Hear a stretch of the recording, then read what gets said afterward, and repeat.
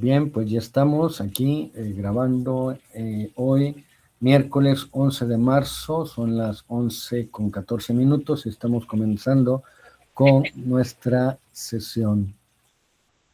Hola, ¿qué tal? Parece que hay algunos alumnos ahí en clase, ¿no? También en grupo, por lo que veo. Bien. Bien, pues bueno, vamos a comenzar, jóvenes, los demás que estén en sus domicilios y los alumnos que estén en el salón. Vamos a comenzar. Hoy nos toca ver, como les decía, voy a también dejar grabado, por si es necesario, que se pueda recurrir a la grabación en otro momento para bien recuperar algún elemento que no haya quedado claro, o bien simplemente para dejar constancia de nuestra sesión, o bien para quien no haya venido por alguna situación. Pues vamos a comenzar nuestra clase como usualmente se comienza. Voy a empezar a nombrar lista y al escuchar su nombre me hacen, por favor, abren su micrófono y me señalan que están presentes. ¿De acuerdo? Entonces, a menos quien no pueda abrir su micrófono, pues entonces manda un mensaje o levanta la mano para verles. Bien. Entonces, hoy es el grupo de los miércoles. Aquí está día marzo 11. El 4 de marzo.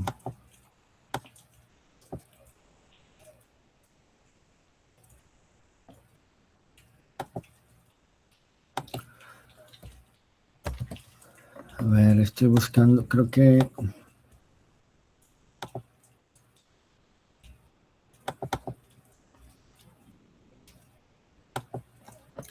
Chicos, el 4 de marzo tuvimos nuestra clase allá en el campus, que fue la semana pasada. ¿O dónde la tuvimos?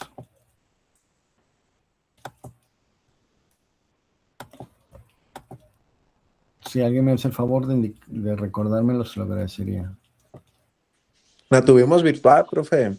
¿También la tuvimos virtual? Sí.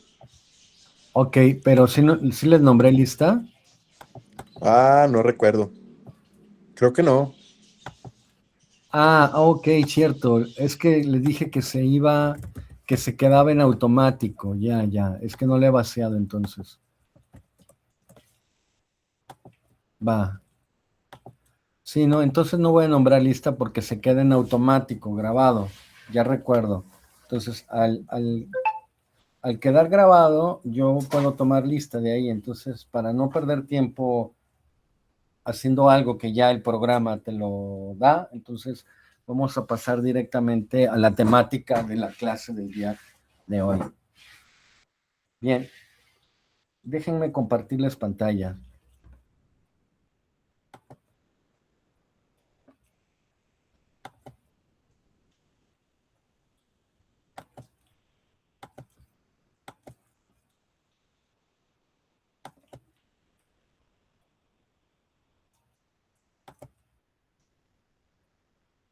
¿Ven la pantalla, alumnos jóvenes? Ok, bien, perfecto. Entonces vamos.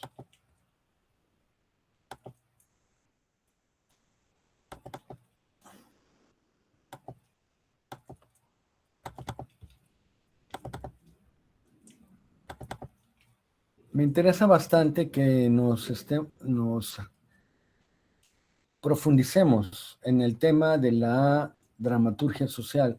La dramaturgia social es una propuesta de la sociología, de la microsociología particularmente, ¿bien? Es decir, aquella área o dimensión de la sociología abocada al estudio, por un lado, de los colectivos pequeños, es decir, los grupos, las comunidades, las tribus, las digamos, familias, aquellas asociaciones, todo lo que tenga que ver con la interacción, digamos, cara a cara entre los sujetos a través de sus pautas culturales, discursivas.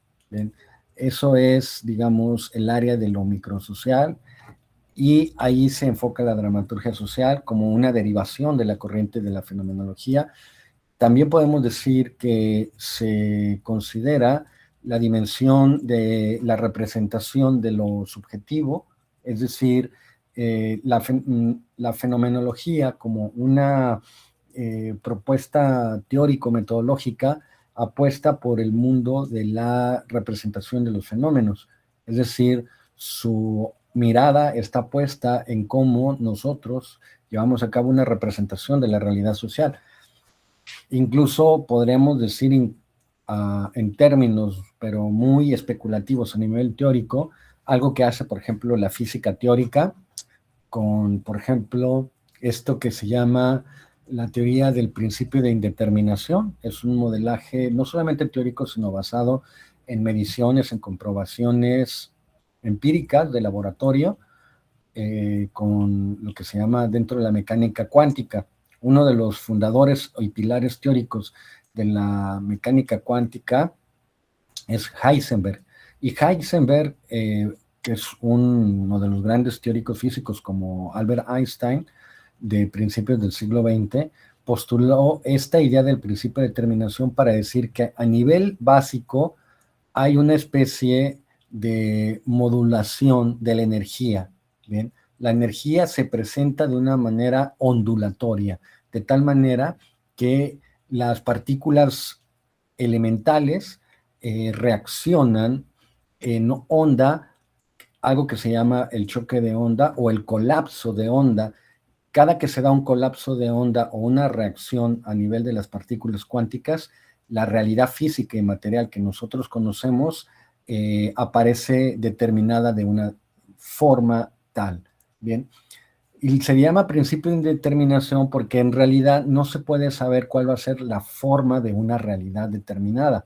Bien, porque no se conoce con precisión qué pasa con las ondas, con las partículas elementales, qué pasa con los, digamos, flujos de energía que generan estas partículas y que tienen un impacto en la realidad material. No se sabe, y al no saber, por eso se llamaría, se le llama principio de determinación. Esto quiere decir que a nivel físico no sabemos, eh, digamos, a ciencia cierta, o más bien, si la realidad puede estar determinada completamente. Bien, no se puede saber a ciencia cierta eso, y bueno, por ahí juega un poco esta idea de que el engarce con la fenomenología estriba en que el colapso de onda depende del observador. ¿Ven? Es decir, la realidad material física depende del observador.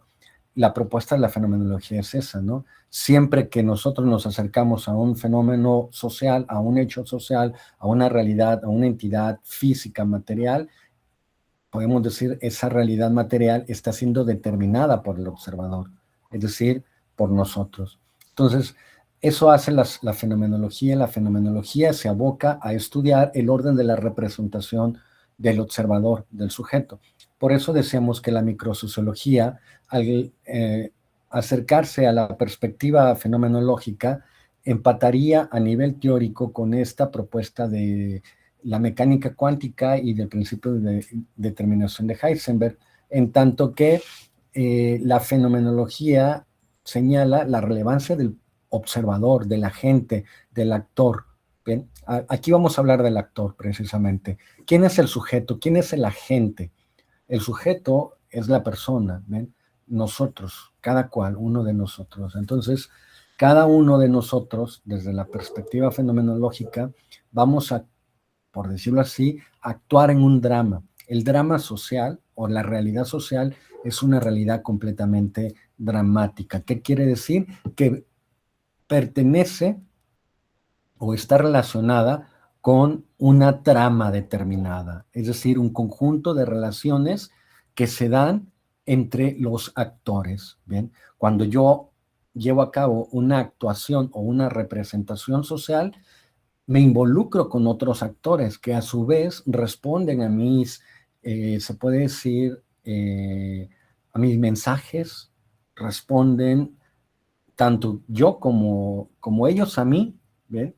Como yo a ellos, ¿bien? Ambos empezamos a tener una interacción, podemos decirlo, del orden material, pero también del orden simbólico, que permite que se dé una integración de elementos que podemos llamar una trama determinada. Entonces, esa trama determinada, ¿de qué depende?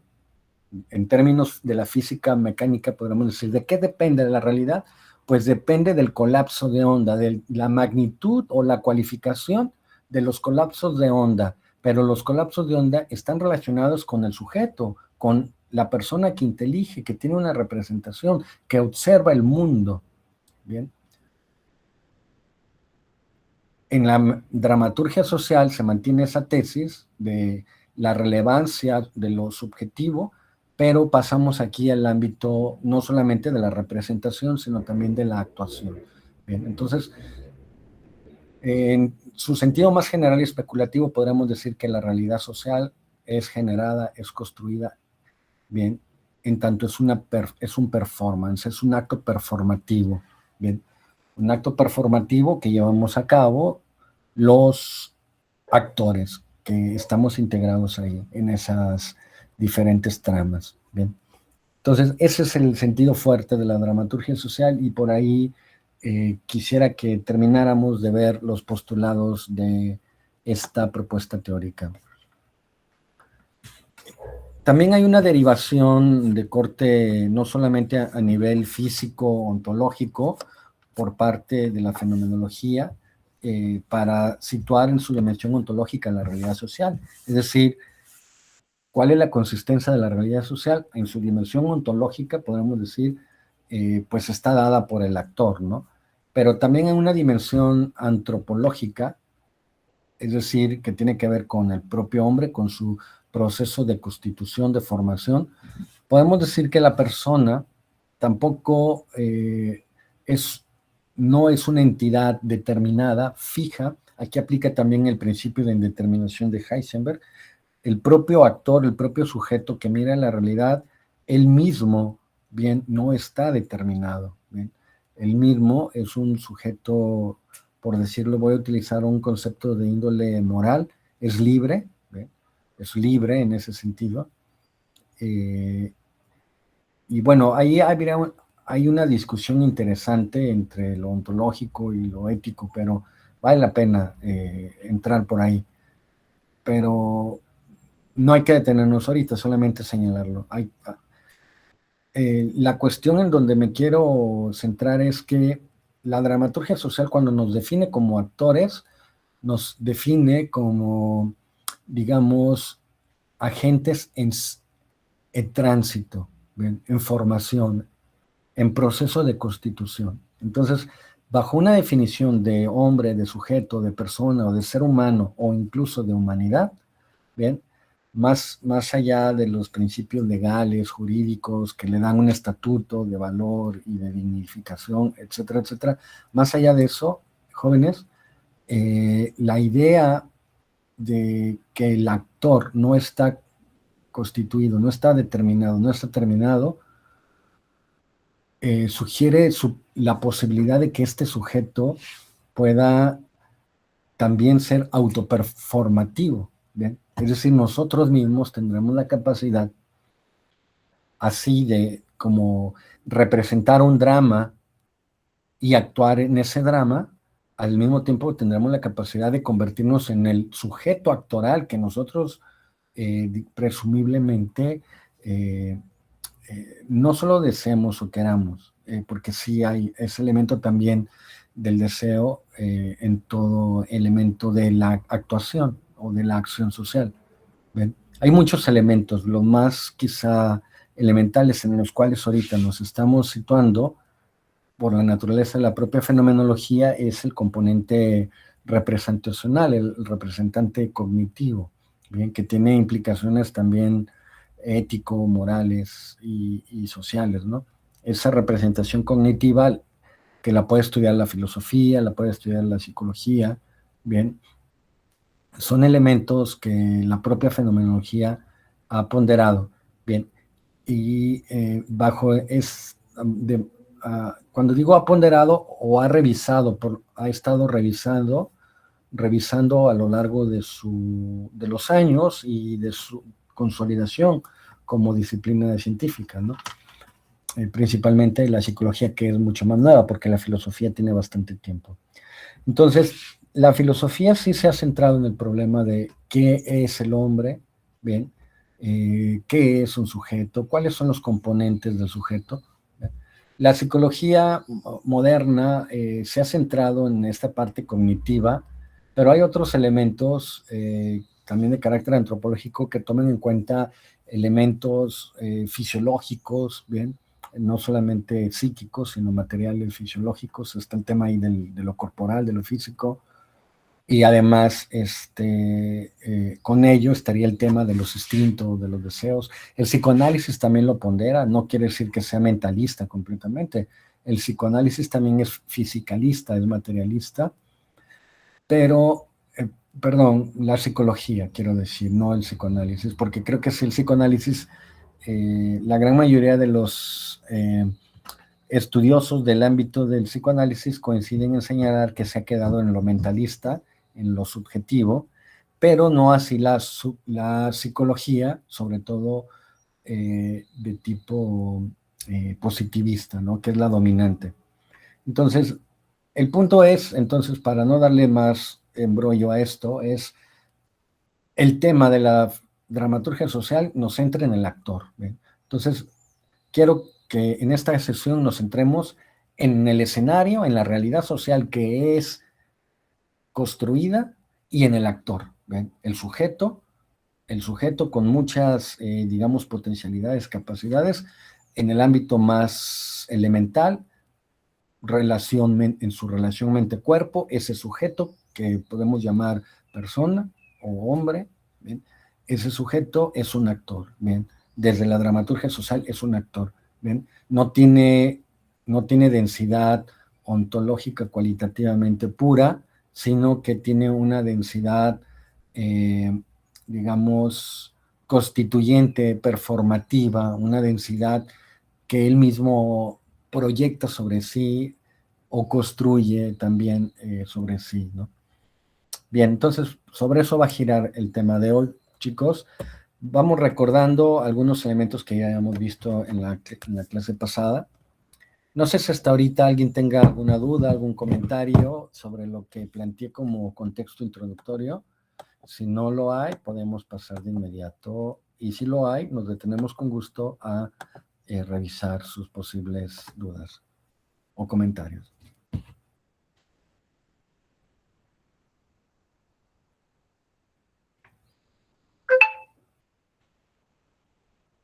Sí, bueno, no veo reacciones.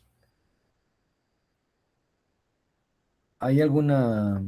Si no hay, entonces déjenme continuar, chicos. Ahí vi una reacción. Gracias. Bien, entonces vuelvo para continuar. Con la dramaturgia social o la dramaturgia de Irving Goffman, como se le conoce, tenemos algunos conceptos que voy a retomar básicamente para que sea el inicio de esta segunda parte de este tema. El primer término es la fachada, ¿bien? ¿Qué es la fachada? Es como una proyección, ¿bien? La fachada es algo, un cuadro que me permite a mí ver visualmente que hay algo, ¿bien? La fachada, en términos técnicos, es, digamos, la cara de entrada con la cual tú vas a tener información del mundo y sobre todo de las personas o de los sujetos. ¿Bien? Todos nosotros, en el ámbito actoral, damos una imagen, construimos una fachada de nosotros, una imagen con la cual nos presentamos ante los demás. Bien, esa fachada es un componente de varios elementos. Perdón, vi que hay una mano levantada. Sí, Lisbeth, adelante, te escucho. Maestro, me parece que ese tema lo vimos la clase pasada. Me parece que ahorita tocaba ¿cómo se llama? El interaccionismo simbólico. Ok, ok, ok. Bueno, sí, tienes razón, pero tengo dudas si terminamos completamente la, la temática, porque creo, según yo, nos quedamos a la mitad. ¿No fue así?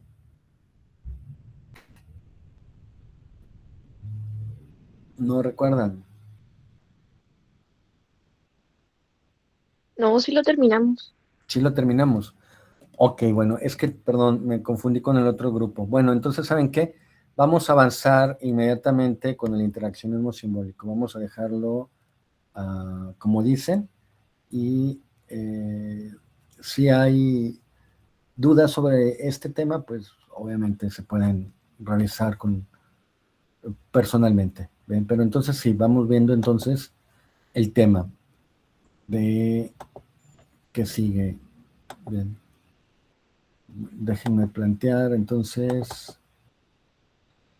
Vamos a ver la génesis del self y lo que se llama el interaccionismo simbólico, que está también dentro de este mismo paradigma, un paradigma interpretativo, ¿no? Bien, bueno, el texto que les di a trabajar para esta sesión, el cual van a trabajar toda esta semana, se llama La Metrópolis y la Vida Mental. Está en una revista que yo tomé que es sobre estudios culturales urbanos. La revista se llama Bifurcaciones, es de Colombia, es del año 2005, y el autor, ¿quién es el autor? ¿De dónde viene? Pues es un autor alemán. Estaría situado dentro de la tradición europea y más particularmente dentro de la tradición europea germánica. ¿Bien? Y George Simmel sería, por decirlo así, un fenomenólogo, ¿bien? O un hermenéutico. Y en este texto vamos a ver esos elementos. ¿Por qué estaría dentro de la fenomenología, dentro de la hermenéutica? Y dentro de la fenomenología, dentro de una de sus ramas o extensiones en el ámbito de las ciencias sociales, que sería el del interaccionismo simbólico. Bien, dejamos la rama de la dramaturgia social y ahora nos pasamos a la rama del interaccionismo simbólico. Entonces, todo lo que había planteado y había dicho anteriormente se sostiene, se mantiene, pero va a tener, aquí hay que poner el acento particularmente en lo que sería la interacción de el sujeto con su escenario, ¿bien? Con su entorno.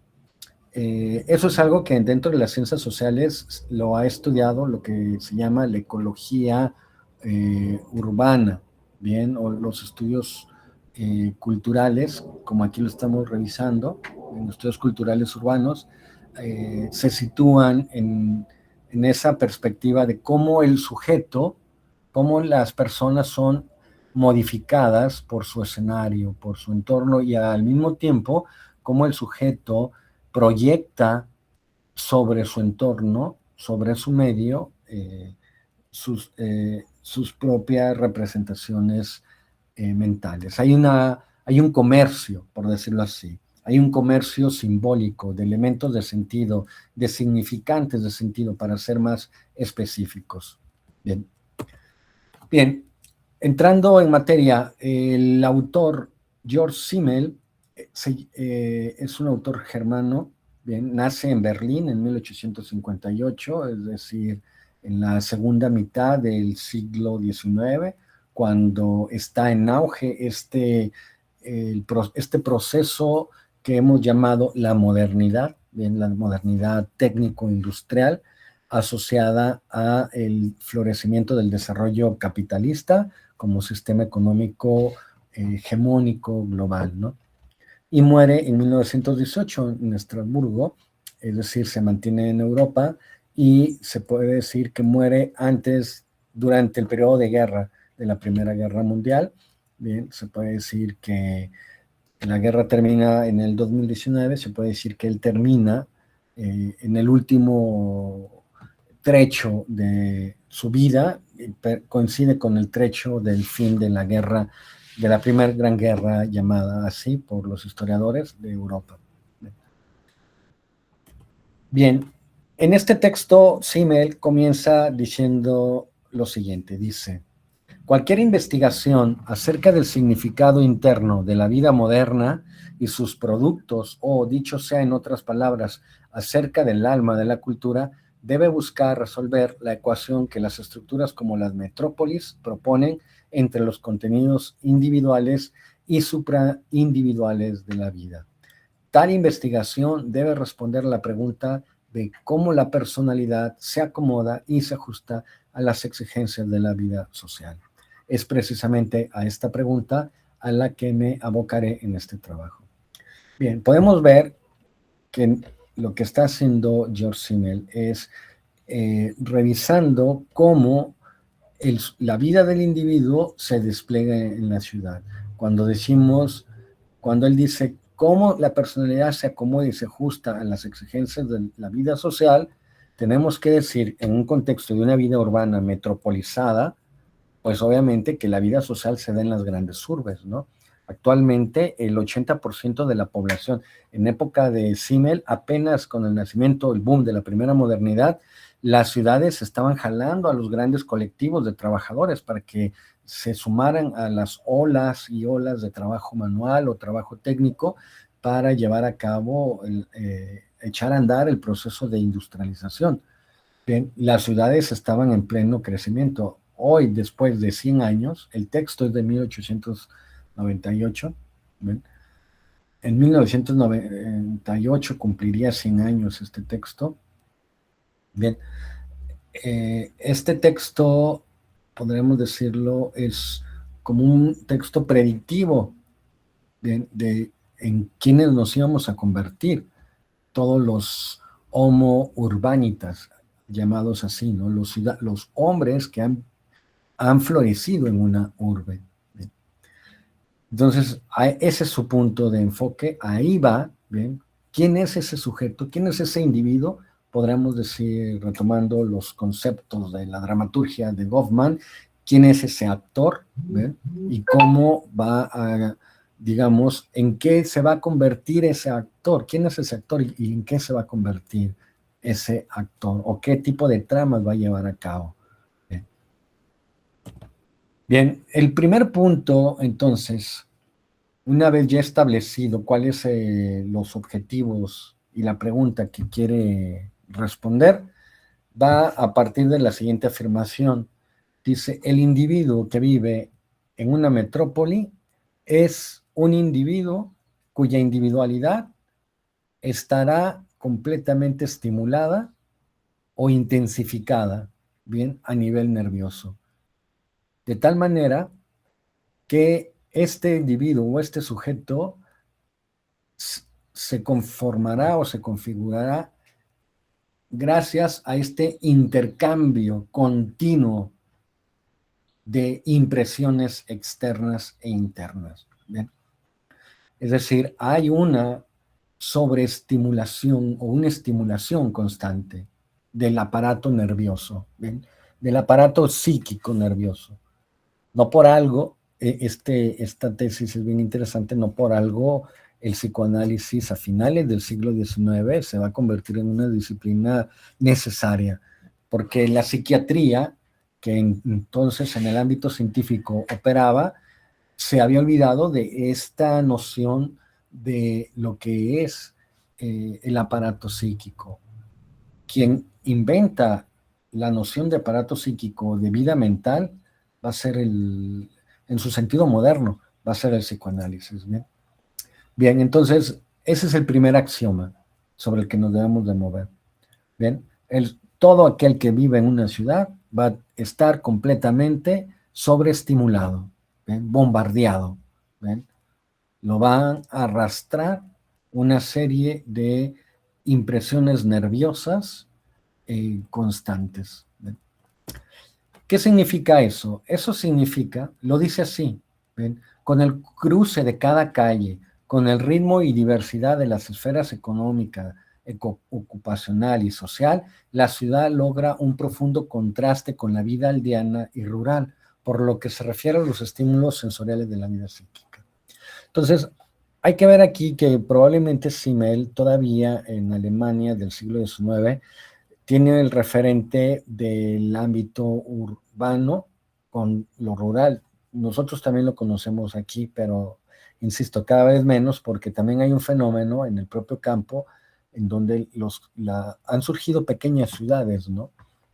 No se diga las megaciudades que también se han construido, ¿no? Pero bueno, aquí el punto es que el ámbito de confrontación es entre qué le pasa al individuo, cuáles son las estimulaciones del individuo que vive en una aldea bajo un ritmo de vida rural, ¿ven? Y un individuo, un sujeto, una persona que vive en una ciudad, ¿ven? Y que nada más cruzar la calle ya implica una serie de modificaciones sensoriales del aparato fisiológico y obviamente ello va aparejado o va de la mano con una modificación del aparato psíquico.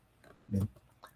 Entonces, lo que dice Simmel, esto es bien interesante, hay aquí como una teoría evolucionista, bien, que creo que tiene que ver bastante con cómo el desarrollo del Homo sapiens se fue gradualmente desarrollando. A nivel físico se fue generando una serie de estímulos materiales para que el cerebro humano adquiriera el tamaño que actualmente tenemos. Una vez adquirido este tamaño, hace por lo menos 2.000 millones de años, perdón, 2 millones, hace 2 millones de años, con el florecimiento del Homo sapiens, ese tamaño no ha variado, pero lo que sí ha variado, bien, o lo que se ha ido modificando en torno a la interacción con el medio ambiente es, digamos, el nivel de representación cultural que el hombre va teniendo. ¿Ven? Entonces, a eso se refiere Simmel. Simmel se refiere a que en este entorno civilizatorio, el hombre posiblemente esté dando un nuevo. Esa es una teoría también que lo podemos dejar como hipotética.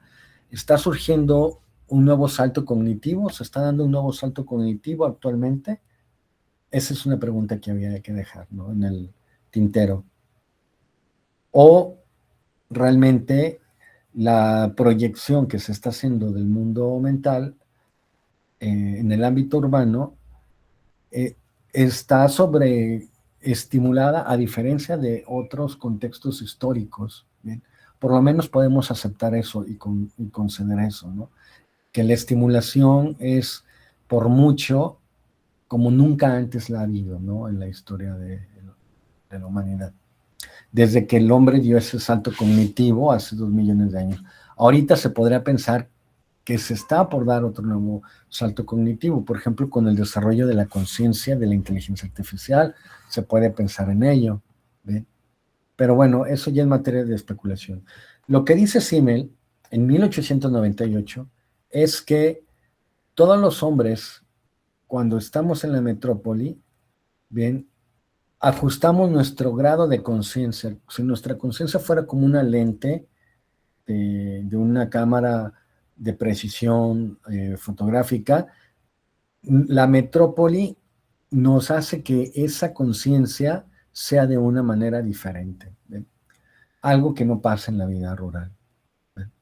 Entonces, ese ajuste que hacemos de nuestra conciencia es una conciencia diametralmente opuesta, ¿ven?, a la que se puede encontrar en un ámbito donde el ritmo de vida es mucho más tranquilo, mucho más homogéneo y los patrones establecidos son, digamos, casi siempre los mismos. No hay grandes cambios. En cambio, la vida mental dentro de la metrópoli, que así es el texto que da Simmel, lo que vemos es un ajuste constante, ¿ven? Ajuste constante que tenemos que hacer. ¿Por qué? Porque el ritmo de la vida así nos lo exige. Ahora, ¿cuál es el resultado de ese ajuste continuo, de esa exigencia continua por parte de lo que yo llamo la vida metropolitana, o lo que Simmel llama la vida metropolitana, mejor dicho? Es la vida intelectual. El resultado de esa constante exigencia es la vida intelectual. Y en contra de ello, lo que tenemos es una vida emocional completamente escindida. ¿Ven? Mientras en la metrópoli, gracias a este rigor o exigencia psíquica, se va a dar un salto, digamos, por decirlo así, cognitivo, en donde nos vamos a volver más intelectuales, ¿ven? Pero al mismo tiempo más fríos. Es decir, en el ámbito de nuestras emociones, en el ámbito de nuestros afectos, los afectos quedan completamente marginados, ¿ven? Reprimidos en términos del psicoanálisis, ¿no? Se les puede dar otros términos, pero pueden funcionar esos de momento. Entonces podemos entender que si hay una comparación vida urbana, vida rural, en el ámbito que propone de lo psíquico, Simmel, o de lo mental, esa representación se da también a nivel, o esa división se da a nivel de la vida intelectual frente a la vida emocional. Entonces, la vida metropolitana, jóvenes, es, se puede decir, el lugar en donde se lleva a cabo una transformación del intelecto, ¿ven? En donde el intelecto trata de ajustarse a las exigencias de esa vida cotidiana, a los constantes cambios, ¿bien? Y en ese sentido tratará de no ser arrollado por esta avalancha de procesos emocionales. Una avalancha, digo, el intelecto necesita sobrevivir y para sobrevivir tiene que blindarse. Entonces, la manera de blindarse es desarrollando, lo dice así, una especie de órgano protector que lo protege contra aquellas corrientes y discrepancias de su medio que amenazan con desubicarlo. En vez de actuar con el corazón, lo hace con el entendimiento. Entonces, ahí hay un punto interesante, jóvenes, en el que tenemos que reparar y detenernos. Posiblemente, aquí hay una hipótesis, posiblemente el hombre metropolitano, si seguimos esta cadena de razonamientos, sea un hombre completamente carente de emociones, mucho más intelectual, pero al mismo tiempo más, podríamos decirlo así, inhumano, ¿ven? Menos solidario. Si lo que nos da solidaridad, lo que nos hace humanos es la capacidad de sentir, de ser empático con el otro, de condolernos, ¿ven?, con la vida de los demás, en ese entramado que se lleva a cabo cuando interactuamos con alguien más y escuchamos su vida y su vida nos afecta, se vuelve parte de nosotros. Eso que pasaba en pequeñas comunidades, en las grandes urbes, eso no existe. De tal manera que el hombre metropolitano es un hombre más desprovisto de empatía, de sentimientos, como decía, aquí se enlaza con la tesis de Durkheim que veíamos en la primer clase, carece de sentimientos domésticos. ¿Recuerdan ese concepto? Bien. ¿Cómo se explica el suicidio? Y ante la pregunta, Durkheim decía, bueno, se debe al crecimiento demográfico de las grandes urbes. Y luego, después de hacer su comparación entre los índices de natalidad y los índices defunciones por suicidio,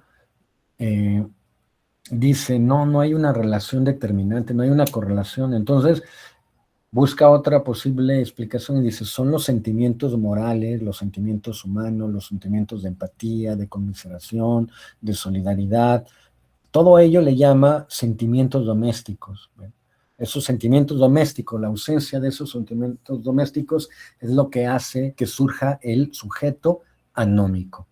Entonces aquí, en este caso, validando esa hipótesis, dirá George Simmel que el sujeto anómico, es decir, el sujeto que va a quebrar las reglas, que va a romper las normas, el sujeto que va a delinquir, el sujeto que va a, digamos, transgredir, ese sujeto, el sujeto transgresor, el sujeto anómico, es un producto de la orbe, ¿bien? Es un producto de la fuerte intensidad de ajustes a nivel psíquico que lo ha habilitado para ser más intelectual, pero más frío de corazón. ¿Bien? Bien, entonces, hasta ahí la pausa. Vamos a continuar. ¿Qué más con este planteamiento de este texto de George Simmel? Bueno, ya lo dice, se debe de preservar la vida psíquica subjetiva, ¿no? Es decir, su conciencia superior y el intelecto están por encima de los sentimientos, ¿no? De los sentimientos psíquicos. Dice, por esta razón, la vida metropolitana resulta subyacente a este estado de alerta consciente, así como al predominio de la inteligencia en el hombre metropolitano. Es un estado de lucha por la vida, jóvenes, de lucha por la sobrevivencia, ¿no? De que no te puedes fiar de nadie. Entonces, eso es algo que pasa en las grandes metrópolis. Solamente en una metrópoli densa surge este estado de alerta, ¿no? En donde no te puedes distraer ni un minuto.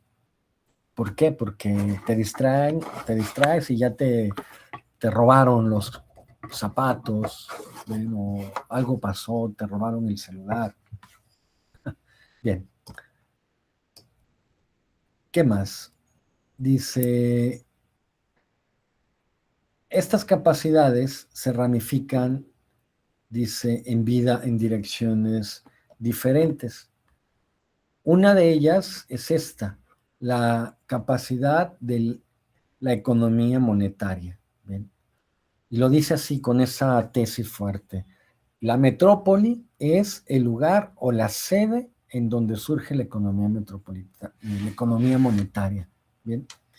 Y es cierto, donde se da ahí una economía vigorosa, fuerte, se da un comercio también de intercambio de personas, de mensajes, de lenguajes, de credos y también de productos, de mercancías que van a tener, digamos, una circulación mayoritaria comparado con los pequeños pueblos o con las zonas escasamente pobladas. ¿Ven?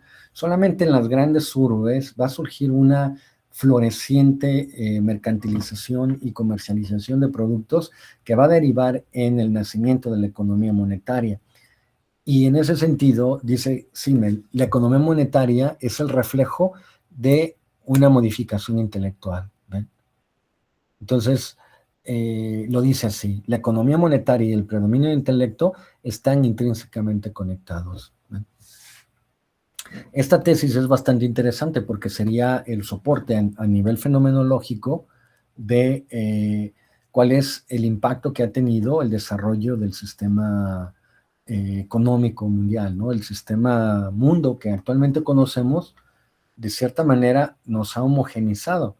Todos pensamos igual, todos tenemos el mismo nivel de necesidades psíquicas, cada vez necesitamos consumir más información, tener más datos, pero al mismo tiempo necesitamos ser trastocados por choques fuertes, por emociones intensas.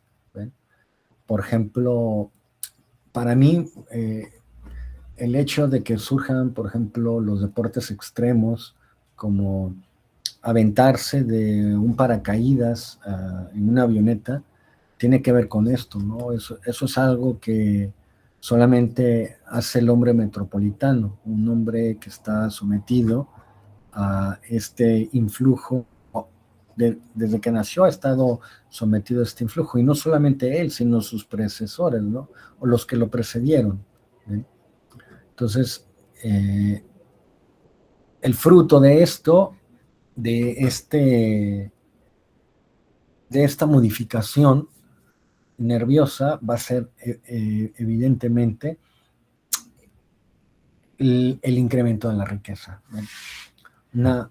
Una mayor habilidad económica, ¿bien?, para administrar, para pensar en términos de acaparamiento.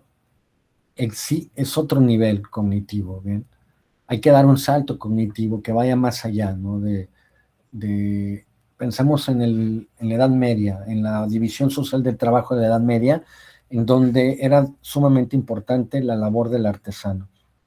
Y el artesano podía haber pasado por aprendiz desde muy pequeño, permanecer en el taller del maestro hasta que éste falleciera o él se independizara, y luego a su vez convertirse en maestro y luego transmitir ese saber artesanal por línea sucesoria en sus hijos o en gente muy allegada a él, como sus ahijados o cosas por el estilo, ¿no? Que tuvieran ese vínculo emocional, afectivo.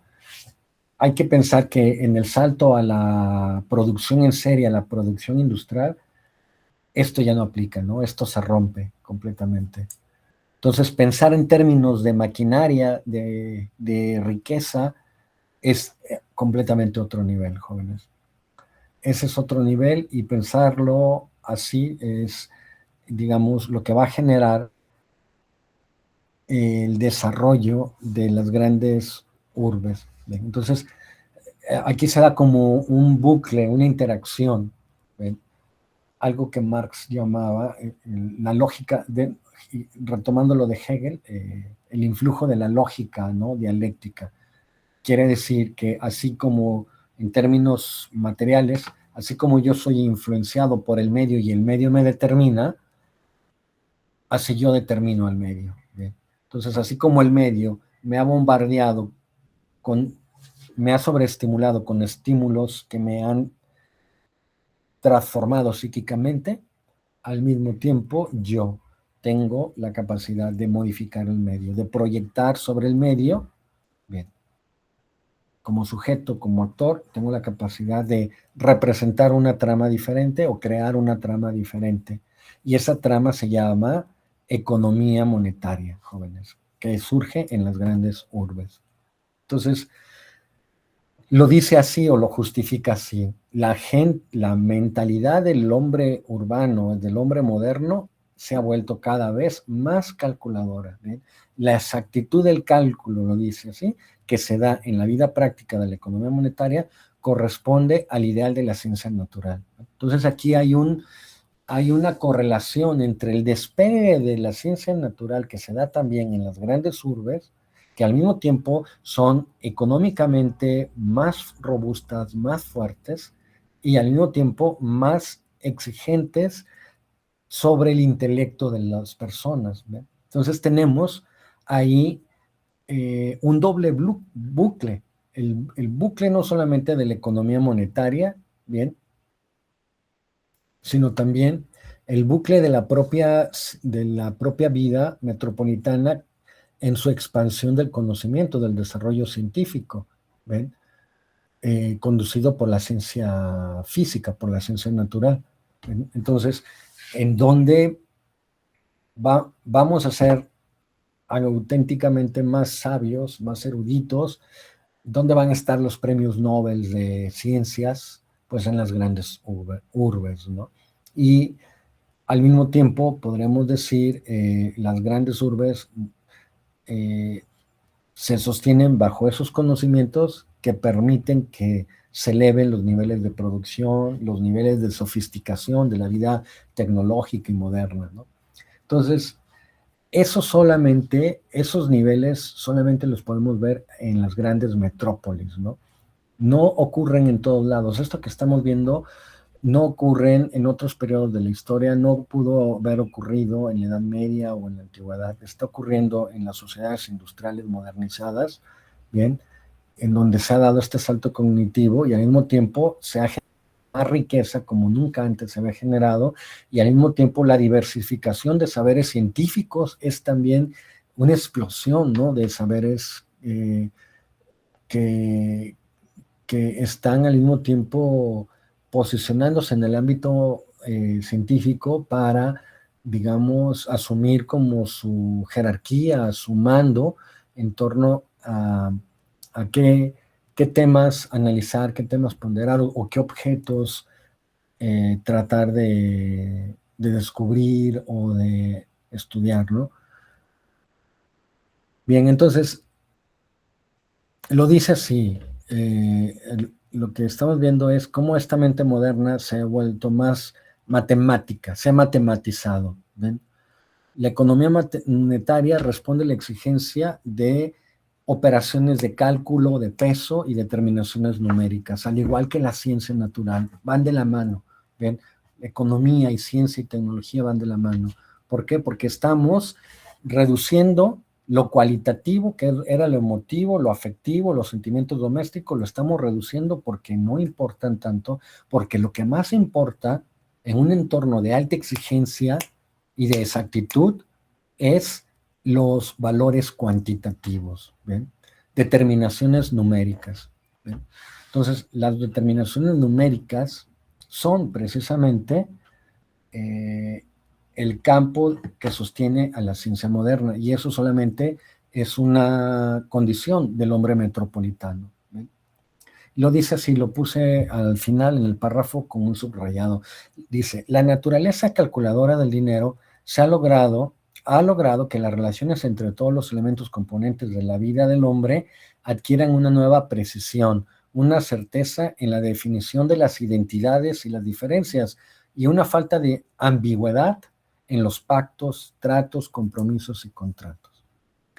Con este párrafo, jóvenes, para mí, si yo fuera estudiante de criminología como ustedes, tuviera la pretensión de convertirme en un estudioso de la conducta criminal y poder explicar teóricamente, para mí, este pasaje del texto de George Simmel es una genialidad, ¿no? Porque con ello estaría soportando diferentes tesis de varios autores, como esta de Durkheim, ¿no?, en donde en el ámbito personal, en la interacción personal, donde existe el trato, el pacto, el compromiso, el contrato filial, el contrato entre amigos, etcétera, etcétera, eso se desvanece. Y lo único que tiene prerrogativa o jerarquía o poder, bien, en las relaciones sociales, es el elemento cuantitativo, es decir,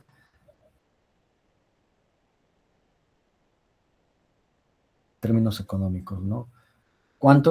¿Para qué me sirves tú? Es decir, se han instrumentado las relaciones. ¿Para qué me sirves? ¿Cuánto puedo sacar de ti? Y obviamente con ello se sostiene o se valida esta hipótesis de a mayor intelectualización y menor, digamos, cualificación de la vida humana, en esa medida hay más inclinaciones a, digamos, transgredir, a la conducta transgresora. La conducta transgresora, es decir, déjenme tratar de formularlo en un enunciado. Una conducta transgresora florecerá con mayor fuerza ahí en donde existen valores cuantitativos y se puede decir los componentes afectivos, emotivos, cualitativos están desdibujados, ¿no? O no existen, simplemente. No existen. Esto se comprueba, déjenme comprobarlo también. Una de las explicaciones que daban, permítanme, uno de los posibles Una de las posibles explicaciones de por qué durante la Segunda Guerra Mundial y durante otras tantas guerras, pero específicamente sobre la Segunda Guerra Mundial, cuando agarraban a... existe algo que se llama el juicio de Nuremberg.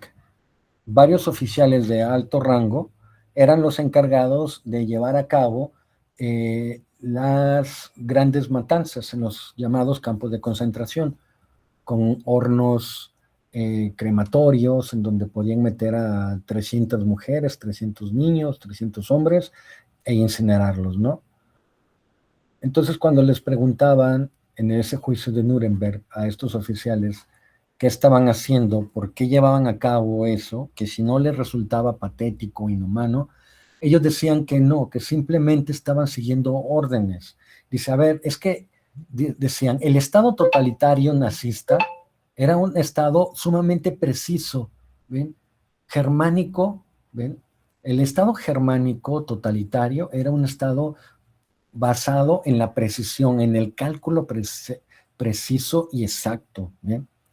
Entonces, lo que tú tenías operando era una maquinaria perfecta que se movía bajo valores cuantitativos y no cualitativos, es decir, bajo valores de precisión y de certeza más que de, de empatía, de pactos sociales entre iguales. ¿Ven? Entonces, esto que enuncia Simmel, en este texto de 1898, lo vuelvo a referir, resulta bastante interesante porque parece que está delineando cómo cómo va a evolucionar la conducta, el comportamiento social del hombre metropolitano, de las grandes metrópolis, ¿no? Y bueno, esto es muy probable que tal hipótesis se siga manteniendo para explicar cómo, por ejemplo, en el caso de México, que tenemos una de las metrópolis más grandes, pero rodeada de otros satélites también grandes, como son, por ejemplo, la Ciudad de México, que es una gran esfera humana, una gran metrópoli, pero que está en interacción constante con vuelos diarios, con llamadas diarias, etcétera, etcétera, con movimientos entre dos satélites también igualmente grandes, ¿no? La propia zona metropolitana del Estado de México, que es toda la parte de Toluca, toda esa zona es una parte metropolitana sumamente extensa. Luego está las del occidente, en donde estamos nosotros, en la zona metropolitana de Guadalajara, como en orden o jerarquía y de aparición cronológica, y la última gran zona o urbe metropolitana que ha surgido es la del norte del país, ¿ven? La de Monterrey. Nuevo León, en el estado de Nuevo León, esta zona de Monterrey, podemos encontrar una zona metropolitana que se articula con las otras metrópolis del país y que a su vez van a tener un impacto sobre las diferentes ciudades más pequeñas, ¿no? Pues bueno, hay que preguntarnos qué tanto el desarrollo del crimen organizado aquí en el país responde a eso, a este escenario metropolitano, ¿no? A este escenario en donde han florecido grandes negocios, grandes fortunas, ¿no? Las zonas más ricas del país están ahí, en estas zonas, pero al mismo tiempo, estas zonas, cada una, podríamos decir, domina un sector en donde se mueven los grandes intereses económico-monetarios, formales, legales, pero también los no legales. ¿Ven?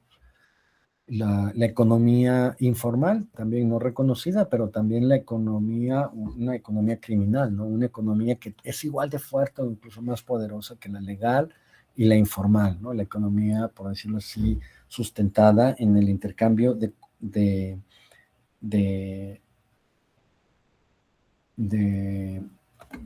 por ejemplo, de bienes, en este caso, por ejemplo, de productos, de bienes o productos que son ilegales, ¿no? Que sería como el narcotráfico, por ejemplo, ¿no? Habría que verlo así. Yo creo que esa hipótesis es buena y se puede hacer ese análisis. Bien, déjenme avanzar en otro trecho más, con otro elemento importante, jóvenes. No sé si hasta aquí haya alguna pregunta, alguna duda.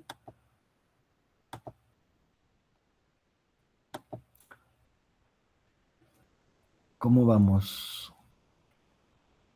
Bien. Bueno, veo que de pronto algunos se desconectan, pero creo que eso es por normal, porque creo que inmediatamente veo que se recuperan. Es decir, como que ingresan y salen.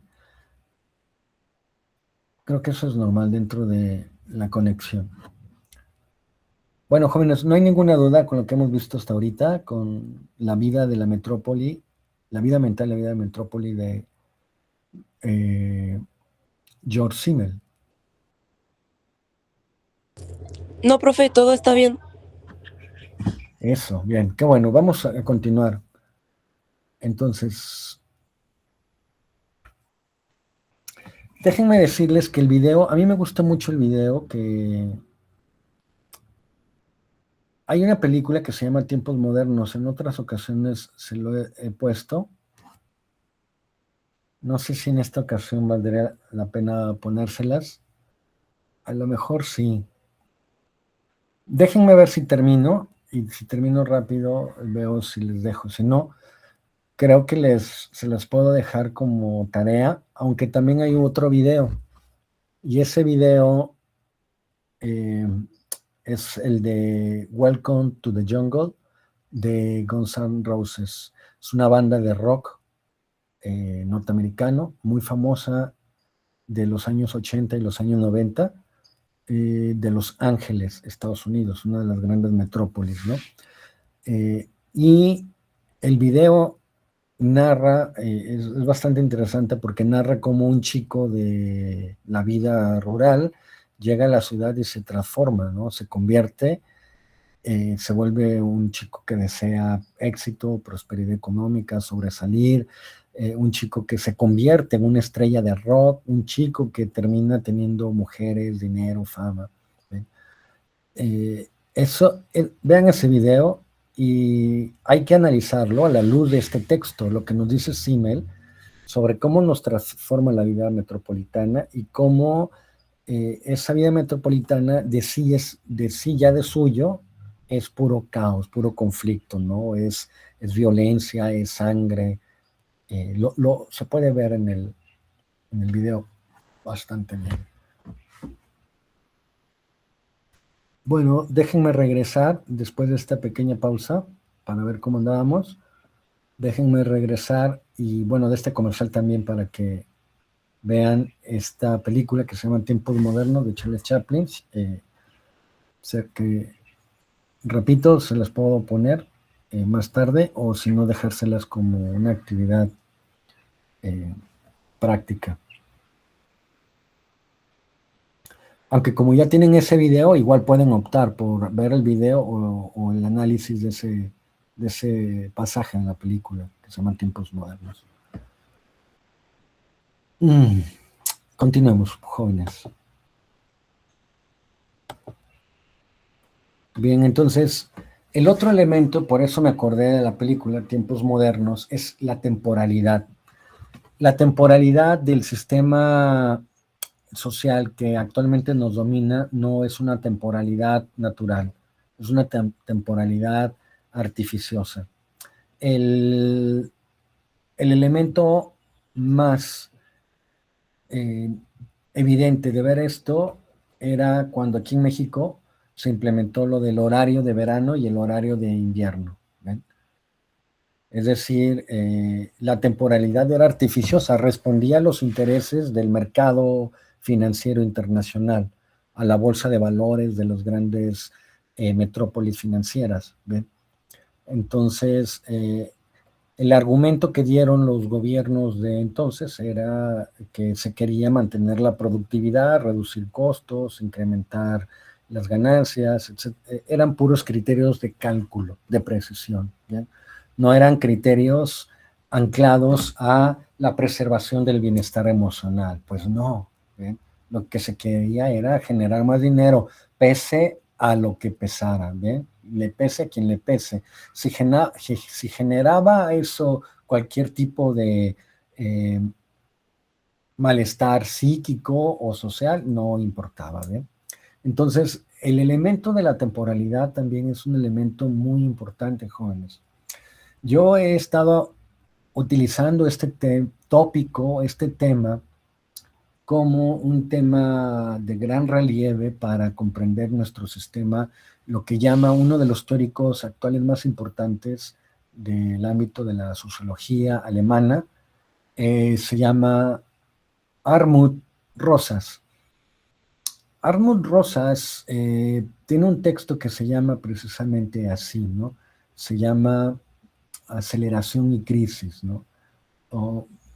Creo que estoy teniendo, se me va el título ahorita, pero bueno, uno de los textos que yo he leído acuña el concepto de aceleración. El concepto de aceleración hace referencia a cómo se nos demanda cada vez ser más y más rápidos. Se nos demanda que el nivel de producción, de efectividad, sea inmediato, el nivel de respuesta sea inmediato, ¿no? Casi mandas un mensaje y quieres que te lo respondan inmediatamente, ¿no? Tiene que ver también con la alta eficiencia del capital, del sistema capitalista. Cuando los primeros coches se armaban a finales del siglo XX, la fabricación de un coche duraba 15 días. Actualmente, en una fábrica, en una ciudad o metrópoli bastante próspera, con toda la tecnología, el coche se construye en 15 minutos. ¿Ven? Entonces, el tema aquí es el tiempo, ¿ven? Bajo este concepto de aceleración, como lo traduce Armut Rosas. ¿Ven? Entonces, vamos a ver qué dice en ese tópico, qué dice nuestro autor, qué dice Simmel. Dice Simmel, primero dice, una manifestación externa de la tendencia hacia la precisión es la difusión universal de los relojes de pulsera. Ese es un elemento, es una observación muy fina. ¿Ven? Es una observación muy fina, pero que tiene alto impacto. ¿Ven? Es un detalle, es un símbolo que refleja la dinámica de toda una sociedad. ¿Ven? El traer un reloj de pulsera significa una tendencia hacia la precisión, hacia la importancia del tiempo exacto y preciso. ¿Bien? Esta proliferación, por ejemplo, a exigirles a los estudiantes, a los profesores, a los trabajadores, lleguen a tiempo, cumplan con su horario de trabajo, etcétera, etcétera, es parte del tiempo y vida que domina en las metrópolis, ¿bien? Y todos nosotros estamos ajustados y sometidos a ello, ¿bien? Es la manera como, por decirlo así, en términos de Foucault, se nos controla. ¿Bien? El control social, el control de la disciplina del cuerpo físico y de la mente, de la persona entera, es a través, precisamente, de el tiempo. Y eso lo puedes ver en la pulsera que llevas en tu muñeca, ¿no? Hoy en tu celular, ¿no? Que es, de alguna manera, el comparativo más cercano. Bien, entonces, tiempo y vida, como se puede ver, tiene un capítulo importante dentro de este análisis que está haciendo Simmel. ¿Bien? Y luego también lo dice así, la técnica de la vida metropolitana es sencillamente inimaginable sin una integración puntualísima de toda actividad y relación mutua al interior de un horario estable e impersonal. Entonces, precisión y calculabilidad dentro del ámbito de la temporalidad se resuelven como puntualidad, exactitud y cálculo que se imponen sobre la vida. ¿Bien? Y dice, pero dice, no solamente por su conexión con la economía monetaria y el carácter intelectualizante, sino también porque la misma existencia de la metrópoli se vuelve cada vez más dilatada y compleja. ¿Bien?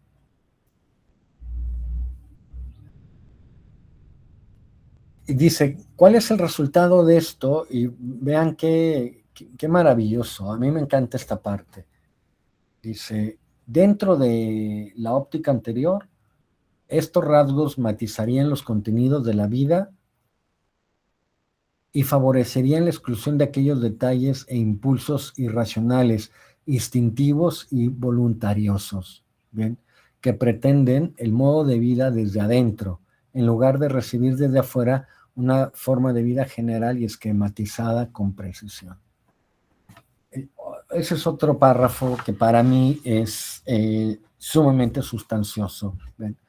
Porque inmediatamente se pone esta categoría de confrontación, ¿no?, entre la vida rural, la vida actor, escenario, vida rural, vida intelectual, vida metropolitana, vida intelectual, vida emocional, ¿bien?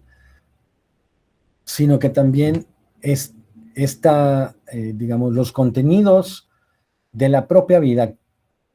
Vean cómo lo decía anteriormente cuando daba la introducción de la fenomenología en el sentido de la mecánica cuántica. ¿Qué es la realidad social? Está determinada y dada ya la realidad social desde una perspectiva muy forzada desde el ámbito teórico de la física cuántica. Diríamos que no está determinada, porque si es una realidad física más, ninguna realidad física está determinada, ¿bien? Pero sí va a responder a unos estímulos. Y si los estímulos dominantes son los estímulos de la precisión exacta de la cuantificación más que la cualificación, del carácter racionalizante de la vida y de suprimir con ello todo lo irracional y lo instintivo, lo voluntarioso, con eso se está, digamos, planteando este escenario en donde pueden surgir lo que yo llamaría todo tipo de patologías, ¿no? Hay que recordar que el psicoanálisis, que también está surgiendo en esta época, se mantiene precisamente bajo este elemento. Es la misma hipótesis. El superyo, que es más cultura, más poder, más poder económico, más poder político, más desarrollo cultural. El superyo es completamente disciplinario, controlador, represor, pero al mismo tiempo enfermizo, neurótico y tiránico. ¿Bien? Entonces, a mayor componente racional y cuantitativo, a mayor puntualidad, exactitud, precisión y calculabilidad, es decir, a mayor vida urbana, en ese sentido vamos a volvernos una sociedad completamente más y más desalmada, ¿bien? Más cruel, más tiránica, más lúgubre, y con ello podría decir más, por decirlo así, violenta, ¿no? Criminal. ¿Ven? Los efectos de una sociedad altamente precisa y calculable, donde la precisión y la calculabilidad van de la mano, significa la supresión de los instintos, otra vez vuelvo a Durkheim, la supresión o el aniquilamiento o el olvido total de los sentimientos domésticos. Vean, déjenme hacer aquí un comentario cultural que también es muy importante. Simmel desapareció de la escena filosófica durante varios años y no nace sino hasta que nacen los estudios contraculturales.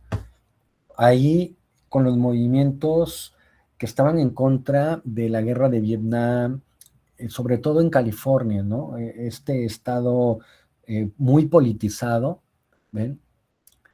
que en los años 60 dio lugar, sobre todo en la ciudad de San Francisco, dio lugar a la concentración de varias propuestas, digamos, de corte social. ¿Ven? Por ejemplo, las propias luchas feministas tienen su punto de arranque ahí, ¿no? Mucho de la crítica al sistema militarizado, al sistema capitalista, nace de ahí, de esos posicionamientos, ¿no? Y ahí se recupera Simmel, ¿ven? Ahí es cuando empiezan a voltear a ver a Simmel los estudiosos de la contracultura, los estudiosos que critican el establishment político, ¿ven?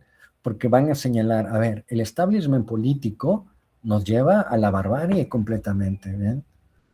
A la extinción de la propia humanidad. ¿Ven? Entonces lo que proponen va a ser tratar de recuperar aquello que precisamente es negado. En este caso, los impulsos irracionales, instintivos y voluntariosos, que son el componente de lo mistérico, de lo mágico, de lo esotérico, la cultura New Age, por ejemplo, surge precisamente como una respuesta ante esta avalancha calculadora, instrumentalizadora del sistema capitalista que llega a su crisis también en los años 70, ¿no? 60, 70. Entonces, ahí es recuperado Simmel, ¿no? Lo que va a ser el budismo, las tradiciones orientales como el budismo zen, la meditación, incluso las artes marciales, la propia estética oriental, todo ello responde precisamente a un momento en donde el quiebre de las urbes estaba agotado, ¿no? Los años 70 el modelo ya había colapsado, ¿no? Desde 1870 que comienza, por ejemplo, en México, el primer año en que hubo luz eléctrica en el país fue en la década de 1870. No recuerdo exactamente el año, pero fue en esa época, en esa década. ¿Ven? Un siglo después, 1970, después de 100 años de electricidad, las urbes ya habían llegado a una saturación, digamos, caótica. ¿Ven? Ya era caótico vivir, ¿no? Había todo tipo de conflictos, ¿no? Conflictos humanos, obviamente, ¿no? Desde conductores que se bajan y se golpean a media calle hasta los delitos más comunes o delitos cada vez más complejos, ¿no? Que tenían que ver precisamente con un escenario construido en donde es sálvese quien pueda y como pueda. ¿Ven? Entonces, ahí es donde sale Simmel, jóvenes, ahí es donde recuperan en los años 70 los estudiosos de la cultura, de la contracultura, ¿ven? Ahí recuperan a Simmel. Y desde entonces podríamos decirlo, Simmel se ha vuelto un autor cada vez más estudiado. ¿Ven? Quiero decirles que Simmel, uno de los datos históricos anecdóticos es que era un gran intelectual, pero era muy mal político. Político en el sentido de que no tenía la sagacidad para hacerse de las amistades necesarias para poder escalar en una universidad europea, donde obviamente había una gran competencia, había que competir contra grandes intelectuales, y al mismo tiempo, pues no hay lugar para todos, ¿no? No todos van a tener su plaza de profesor universitario, ¿no? Que es como un trofeo, ¿no? Uno de los grandes trofeos de la vida metropolitana es tener una cátedra universitaria. Simmel no la tuvo. Simmel, posiblemente por su timidez, de hecho vean su fisonomía, una persona muy serena, muy relajada, ¿ven? No refleja ambición, ¿ven? Su mirada más bien refleja, sí, cierta precisión para el análisis, pero su temple en general, el ritus de su mente, de su rostro, es el ritus, diría yo, más bien de un hombre teórico, más que un hombre abocado a resolver cuestiones prácticas, ¿bien? Y en ese sentido, pues jamás pudo conseguir una plaza universitaria y por lo tanto no se le conoció tanto, hasta que en los años 70 hay una, digamos, como un boom, una revolución cognitiva. Podríamos decir que ahí hubo otra revolución cognitiva, ¿ven? En los años 60, 70, donde nace la informática, ¿ven? Hay varias hipótesis en torno a qué pasó con realmente con la juventud de esos años, por qué se volvieron tan rijosos, tan demandantes, pero al mismo tiempo tan intelectuales. Es un tema interesante. No lo vamos a llevar ahorita muy lejos porque no da el tiempo para ello, pero vamos a continuar más bien haciendo anotaciones al margen si es conveniente. ¿Bien? Como esto, veámoslo como una anotación al margen. Bien, entonces, aquí viene otro de los conceptos que a mí me encanta, me fascina, me fascina, me fascina. Se llama blasé, es un término francés. Hay que decir que blasé era el francés durante buena parte del siglo XIX, era el idioma, se puede decir, culto, el idioma que había que hablar si se pretende ser una persona culta, ¿no? A lo mejor muy parecido al inglés hoy en día, ¿no? Si se quiere ser una persona cosmopolita, que se pueda comunicar con cualquier persona de cualquier cultura, hay que dominar el inglés, igual pasaba con el francés, ¿no? Entonces, el concepto blasé lo mete aquí Simmel para decir, dice, los estímulos han sometido a un influjo tan potente, poderoso al cerebro, ¿bien?, que ha generado una actitud que se llama blasé. Y lo dice así. Dice, al igual que una vida de goce descontrolado trae como consecuencia la indiferencia por excitar los nervios durante demasiado tiempo, provocando sus reacciones más fuertes hasta que finalmente se vuelven incapaces de reacción alguna. Así también las impresiones más inofensivas, debido a la velocidad y contraposición de sus cambios, obligan a las respuestas tan poderosas, entregar la última reserva de sus fuerzas y al quedarse en el mismo ambiente, ya no tienen tiempo para acumular otras nuevas. Esto es precisamente lo que conforma una actitud blasé que despliegan todos los niños metropolitanos cuando se les compara con los niños de medios ambientes más tranquilos y menos cambiantes. La actitud de blasé jóvenes es la actitud del aburrimiento existencial. Así se traduce blasé. ¿Bien? Hastío o cansancio. Es decir, ya no hay sorpresas. La capacidad de respuesta sensorial se ha perdido. ¿Ven? Ante tantos estímulos, se ha vuelto uno tan frío y tan intelectual que nada lo conmueve. ¿Bien? Pero nada me conmueve quiere decir al mismo tiempo nada me excita, o más bien tengo que buscar nuevas formas de excitación, como esto que les decía, ¿no? Voy y me juego la vida o me juego la fortuna de la familia en un juego del fin de semana, en una, digamos, casa de apuestas, ¿ven? O me juego la vida hasta en un negocio peligroso, o no sé, ¿ven? La blasé sería como la necesidad de la pérdida de respuesta nerviosa ante la sobreestimulación, ¿ven? Pero al mismo tiempo ello buscaría, por un lado, señalaría el vacío, la pérdida de sentido, en donde quedan los sujetos, las comunidades humanas sometidas al imperio de la sociedad metropolitana, están desensibilizadas, ¿es eso? ¿Ven? Estamos desensibilizados, estamos en la condición de blasé, esa es la condición de la desensibilización. pero por ello mismo buscamos cada vez nuevos estímulos.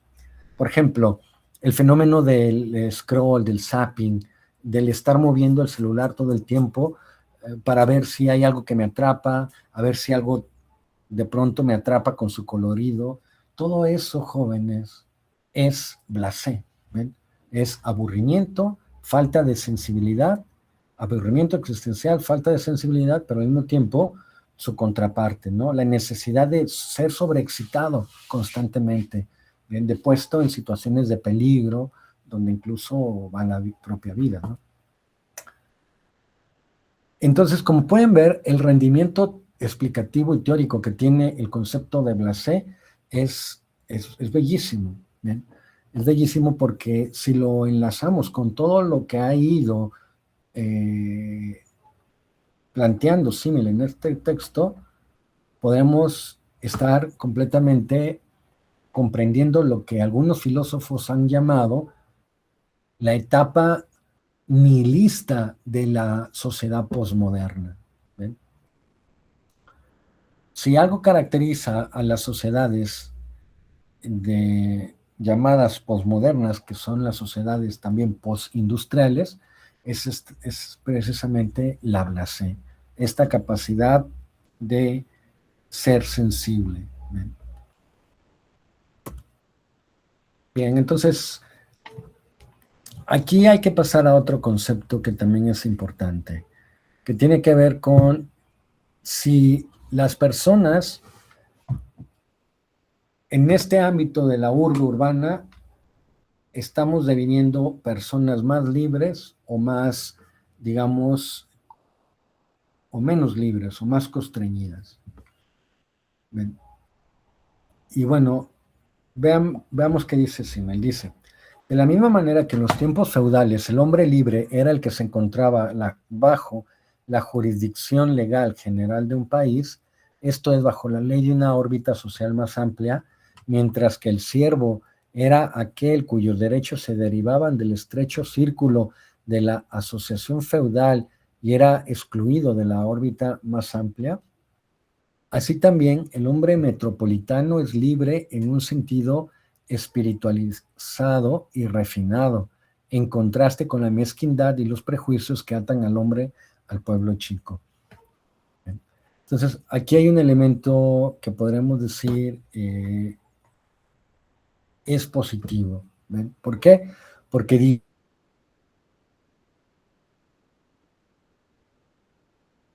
el hombre metropolitano, bien, por lo menos en un sentido de refinamiento, de mayor libertad, constituirse de forma libre para elegir el tipo de ser humano que se quiere devenir o que se quiere ser.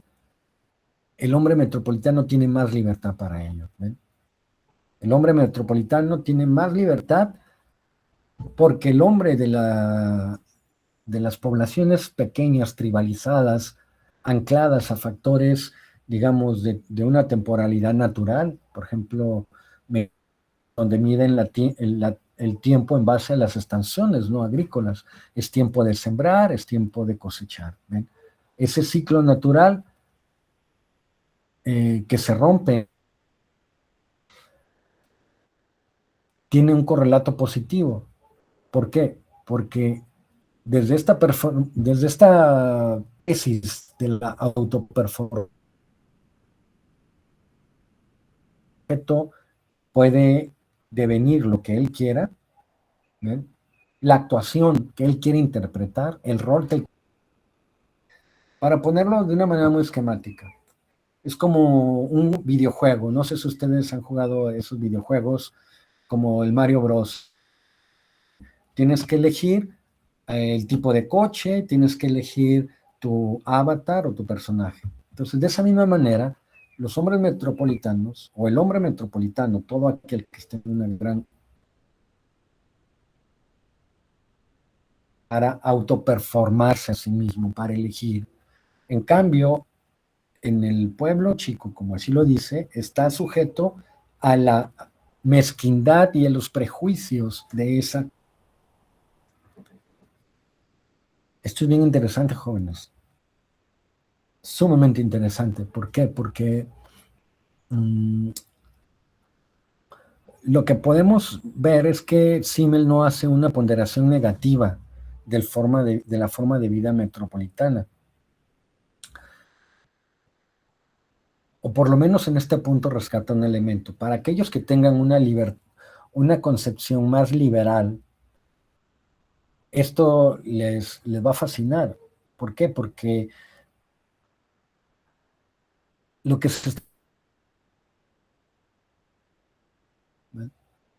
la cual solamente en la metrópoli se puede ser lo que se quiera hacer, ¿no? O se puede uno de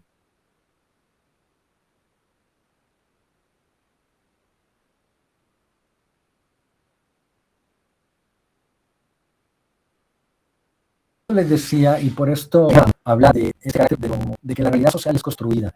No solamente la realidad, también el avatar o el actor. ¿Bien? Y aquí se ve en este pasaje. El hombre metropolitano aquí es el actor, es más libre, ¿ven? En tanto que es más refinado. ¿Ven? No solamente más intelectual, es menos emotivo, ¿sí?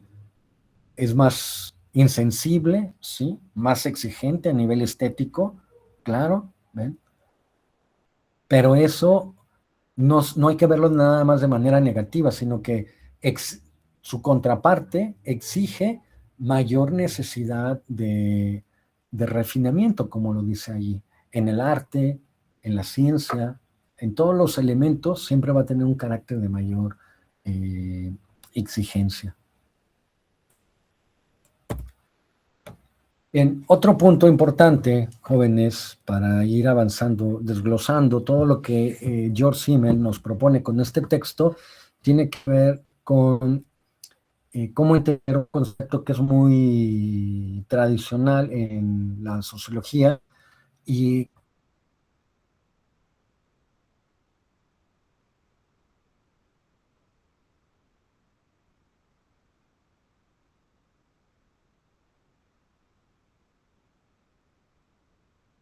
se distinguen de la sociedad en la medida del trabajo, la división social del trabajo se ha expandido. A mayor división social del trabajo, mayor desarrollo económico. Bien. Esto tiene que ver, es un fenómeno de la industrialización. Pequeños talleres que solamente construyen un objeto, una mercancía ahí y solamente ahí, no se compara con grandes fábricas que producen millones de objetos similares y que pueden entrar en comparación o en competencia con otros que también construyen objetos similares, ¿no? Entonces, las sociedades postindustriales, postmodernas, desde su vertiente inicial en que nace la modernidad industrial, han padecido esta modificación de la división social del trabajo. Actualmente, el desarrollo tecnológico ha dado con la inteligencia artificial y actualmente se está pensando, como se pensó en algún tiempo, con un fenómeno que se llamó el maquinismo, en donde se pensaba que las máquinas sustituirían a los hombres.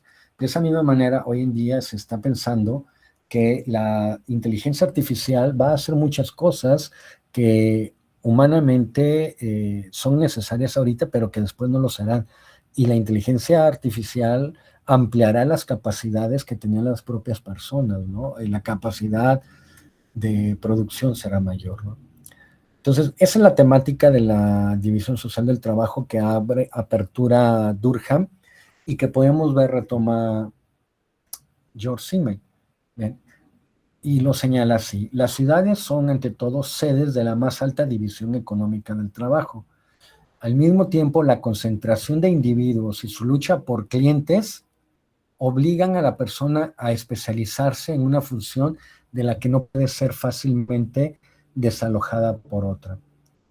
¿Ven?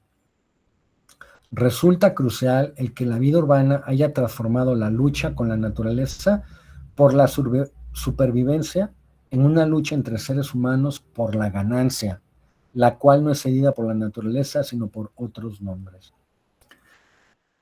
¿Qué está diciendo aquí? Lo que está diciendo es que precisamente la división económica social del trabajo en nuestras sociedades metropolitanas se ha convertido en una moneda de uso corriente. ¿Ven? Constantemente vamos a estar compitiendo, jóvenes. La vida en la urbe es la competencia descarnada, es una concentración de gente intelectualmente superior, ¿ven? Intelectualmente más exigente, intelectualmente más refinada, pero que se tiene que enfrentar contra otro intelecto de la misma naturaleza. ¿Ven? ¿Cuál es la solución? Especializarte en algo que solamente tú puedas sobresalir, porque si no, no logras sobrevivir. Y no es una sobrevivencia natural, es una sobrevivencia por existir en el mundo, en la metrópoli, en donde lo que importa es el dinero. ¿Ven? La metrópoli es el lugar donde se va a dar el flujo de dinero. Y si tú quieres sobrevivir en una gran metrópoli, tienes que ser un homo economicus, un hombre que se inserta en una cadena de producción, en una organización, en una división social del trabajo, en donde tu trabajo es altamente reconocido y eres retribuido por ese servicio. Si lo logras, estás inserto en esa economía. Si no lo logras, estás fuera, ¿no? Es como la lucha por la vida en la evolución de las especies. Por eso se habla de darwinismo social o de ecología política, ¿no? No solamente ecología natural. En el darwinismo biológico plantearía que hay una competencia por la lucha de la vida a nivel para preservar un linaje genético. Aquí la preservación no es preservación, sí es preservación, pero de la ganancia, de una marca, por ejemplo. A ver, yo acabo de montar una empresa, un negocio, y he dado con el clavo a tal punto que voy a poner una filial o voy a poner una matriz y voy a tener una gran cadena por todos lados, por todo el mundo. Voy a tener, por ejemplo, millones, cientos de Costcos por todas las metrópolis. En cada metrópoli va a haber 4 o 5 Costcos, ¿ven? Donde van a surtir todo tipo de mercancías, etcétera, etcétera. Y ahí va a haber una cadena de trabajo en donde va a estar desde la persona que te vende tal cosa hasta la que te vende tal, la que produce, la que arregla, etcétera, etcétera, etcétera, etcétera. En eso termina la vida de la metrópoli, en una gran estructura productiva montada sobre este concepto que se llama división social del trabajo, pero que en el fondo lo único que muestra es la lucha por la supervivencia, por destacar, ¿no? Por no ser desempleado, por tener un buen empleo, por tener una buena casa, estar en un buen barrio, por tener un buen coche, etcétera, etcétera. En eso se traduce, jóvenes, ¿no? Entonces, ahí está el punto. Lo extiende un poco más en esta diapositiva. Hay una alta competencia y esa alta competencia va a generar una distinción o diferenciación. El hombre metropolitano es altamente competitivo, pero también quiere desmarcarse, quiere diferenciarse frente a los demás, ¿no? Obviamente, la regla natural es homogenizarse, ¿ven? Vestirse como se visten los demás, usar los productos, los servicios, comer lo que todos los demás, se tiende a la masificación, pero al mismo tiempo hay como una inercia, una lucha por la diferenciación, ¿no? A ver, yo voy a consumir este producto. Es lo mismo, ¿ven? Pero en una presentación diferente. ¿Ven?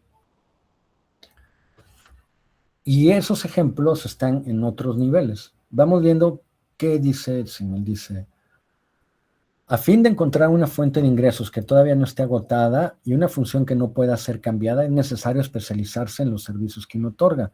Este proceso promueve la diferenciación, el refinamiento y el enriquecimiento de las necesidades del público, las que obviamente llevan a diferencias personales crecientes entre este público.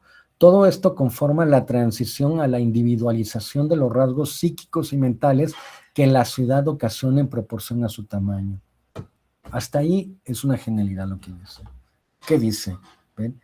La lucha por la vida, por la competencia con la diferenciación, es la lucha por la individualización. ¿Ven? Es decir, ser un sujeto, un individuo autoperformado con rasgos psíquicos que son únicos, ¿ven? Que nadie más tiene. ¿Ven? Entonces, esto es algo que desde los años 70 se viene hablando, ¿ven? Y todavía se puede seguir viendo cómo autores apuestan por este carácter de lo autoperformativo, ¿ven? Es decir, a ver, en esta competencia yo he de sobresalir, pero no solamente económicamente, externamente, sino también psíquicamente, mentalmente, ¿no? Mi personalidad es única, ¿no? Es más compleja. Soy un nuevo personaje que viene a sumar al gran teatro, al gran escenario, la historia de la vida de la metrópoli, ¿no? Lo dice así, más abajo, en los últimos párrafos lo dice. Uno debe de enfrentarse,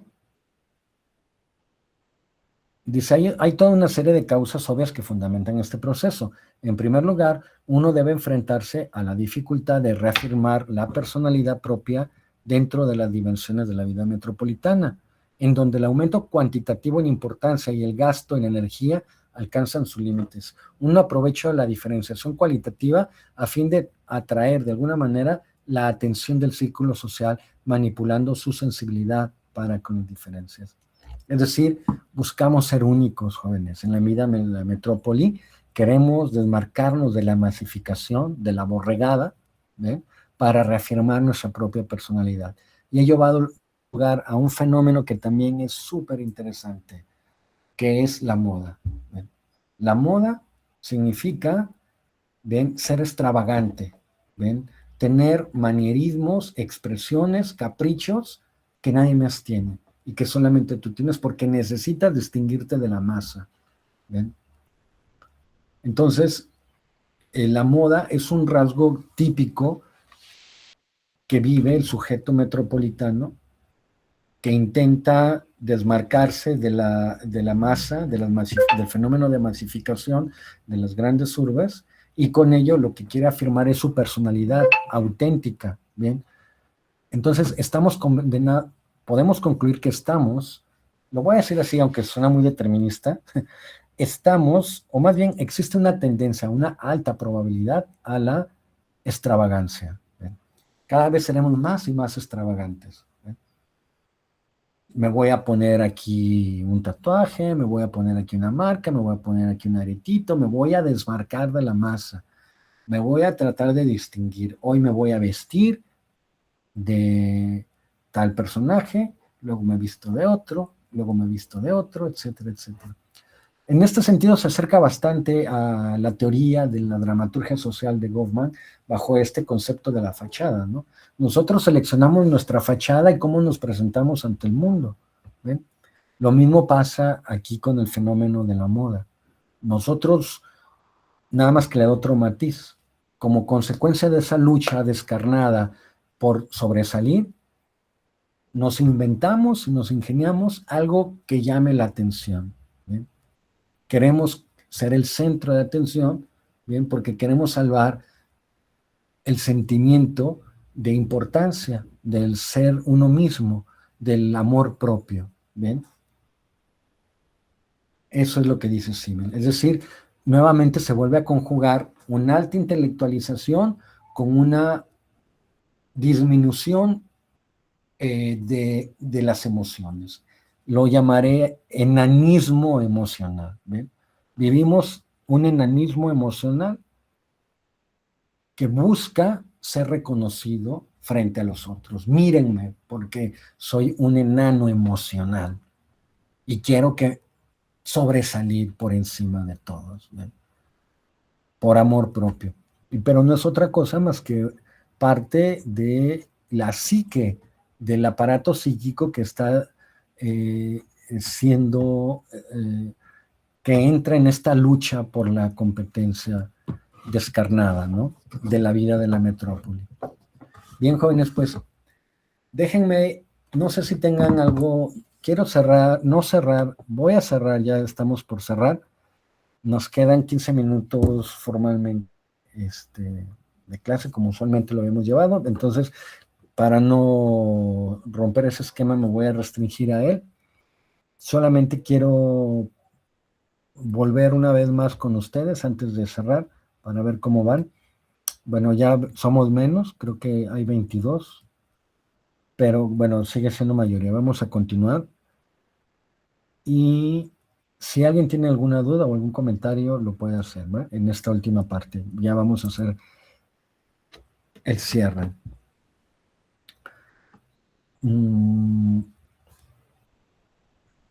Déjenme regreso.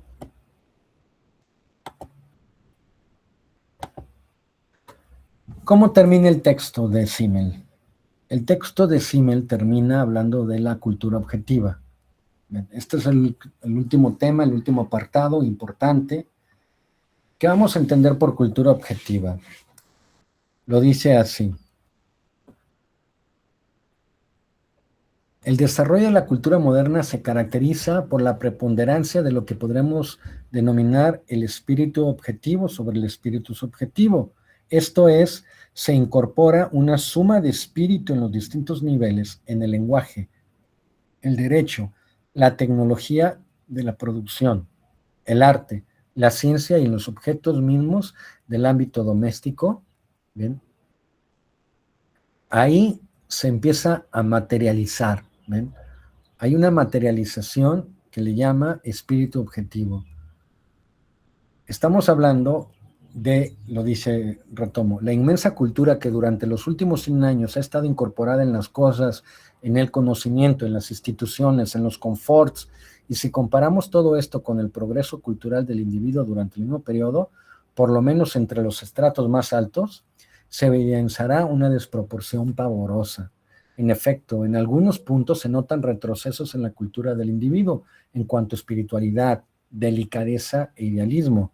En discrepancia resulta esencialmente de la creciente división del trabajo, ya que la división del trabajo demanda del individuo logros crecientemente parciales. Bien, la grandísima ventaja del trabajo especializado muy frecuentemente significa un estrangulamiento de la personalidad individual. Es decir, en la medida en que la cultura objetiva domina y predomina, el espíritu objetivo es esto, es la masificación de la mercantilización, la masificación de objetos, ¿bien? De tecnología, de instituciones que cobran mayor predominancia, mayor relevancia e importancia. En cambio, el sujeto se ve nada más como una cadena, un engranaje de la cadena, de la cadena total de producción, ¿ven?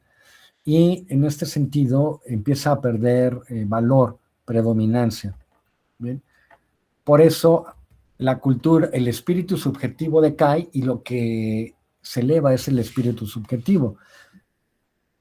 El objetivo, perdón, que llama la cultura objetiva. La cultura objetiva tiene que ver entonces con la creación de grandes rascacielos, ¿ven? De grandes urbes, con grandes espacios altamente sofisticados, ¿ven? Con tecnología de punta.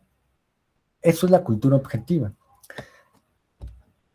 Si ustedes van a una gran metrópoli, tienen que encontrarse estos elementos, ¿no? Solo lo que hace que una metrópoli sea metrópoli es precisamente estos elementos de la cultura objetiva.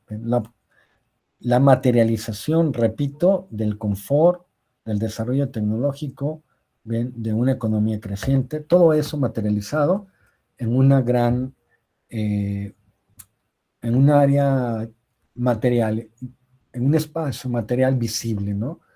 Que podemos ver. Y pensemos en las grandes ciudades de Asia. Tengo entendido que Asia, no Europa, no América del Norte, sino Asia, tiene las ciudades más desarrolladas, ¿no? Con sistemas de transporte más sofisticados, ¿ven? Bien, eso es entonces la cultura objetiva, jóvenes, y va a ser mayor esa cultura objetiva entre mayor sea la metrópoli o más desarrollada sea la metrópoli, y al mismo tiempo podemos decir la persona, el individuo, queda, digamos, absorbido por el poderío de esa cultura y se vuelve un engranaje del sistema, ¿no? Lo dice así: el individuo se ha convertido en un simple engranaje de una enorme organización de poderes y cosas que le arrebata de las manos todo progreso, espiritualidad y valor para transformarlos a partir de su forma subjetiva en una forma de vida puramente objetiva. Aquí, en los edificios y en las instituciones educativas, en las maravillas y el confort de la tecnología conquistadora del espacio, en las formas de la vida comunitaria y en las instituciones visibles del Estado, se ofrece una solidez tan avasalladora del espíritu cristalizado y despersonalizado que la personalidad, por decirlo así, no puede mantenerse a sí misma bajo este impacto o este choque, ¿no? Es decir, seremos aplastados, arrollados por ese poderío material. Entonces, ¿qué es lo que ocurre? ¿Qué es lo que pasa? Hay contradicciones, grandes contradicciones dentro de la vida de la ciudad, ¿ven? Y lo dice así: la metrópoli se revela como una de esas grandes formaciones históricas en las que las tendencias opuestas que encierran a la vida se despliegan y se unen con derechos y fuerzas iguales, ¿ven? Entonces aquí tenemos para entrar, jóvenes, aquí tenemos esta gran dicotomía: mayor progreso, pero al mismo tiempo enanismo moral y emocional. Bien, mayor progreso científico, tecnológico, mayor riqueza, pero más crimen, más desorganización, más caos. ¿Bien? Y todo porque es parte de las contradicciones de la vida de la ciudad.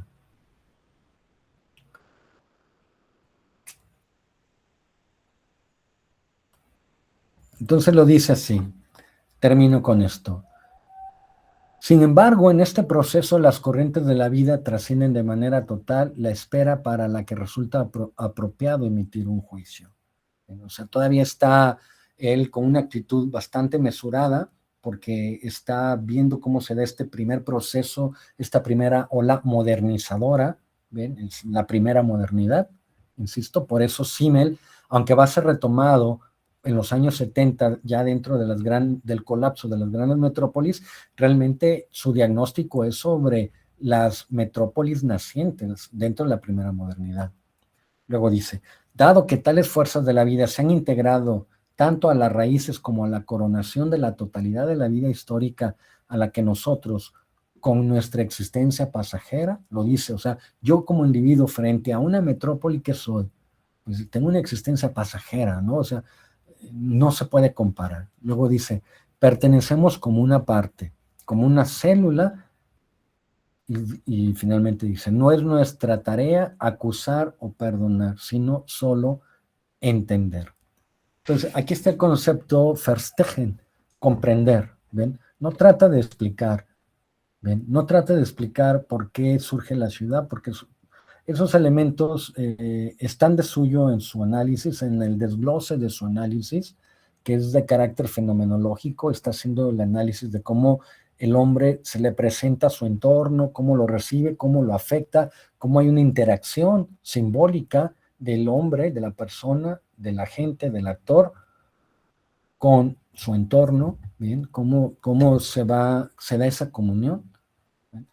Dice, eso ya de suyo está ahí, pero dice, no, yo no voy a emitir juicio alguno, solo trato de comprender qué es lo que está pasando. Entonces, jóvenes, el texto de Simmel, me parece a mí uno de los textos más importantes. Déjenme dejar de compartir para hacer el cierre. Hasta aquí la lectura, o la recuperación mejor, de los elementos que yo consideré son los más importantes, por eso me detuve en ellos. La presentación ustedes la tienen en el Google Classroom, y bueno, lo que queda de tarea en esta semana es que ustedes hagan su propia lectura y recuperen sus propios, digamos, análisis en torno a cuáles son los elementos importantes, los cuales vienen en la matriz, ¿bien? Entonces hay que hacer una matriz, por favor, y contestar la tarea que viene en el apartado, es ver este análisis del video de los Guns N' Roses, que se llama Welcome to the Jungle, y también les voy a poner un pasaje, si no es que toda la película para que la vean, pero lo que me interesa nada más es que analicen el primer pasaje, aunque tal vez esté bien ver toda la película, pero por lo menos el primer pasaje de tiempos modernos. Es una película antigua de los años 30, cuando se puede decir estaba el periodo de entreguerras, entre la Primera Guerra Mundial y la Segunda Guerra Mundial, y las grandes urbes europeas estaban todavía construyéndose, pero ya se podía ver, digamos, esto que Simmel analiza, ¿no? Con gran maestría, con gran precisión y análisis. Bueno, sin llevarlo más lejos, jóvenes, lo dejo hasta aquí. Les agradezco mucho a todos por su paciencia de conectarse y estar aquí. Pues con esto terminamos nuestra sesión, jóvenes. Gracias a todos y les deseo una excelente semana a todos ustedes. ¿De acuerdo? Que estén muy bien, chicos. Cuídense.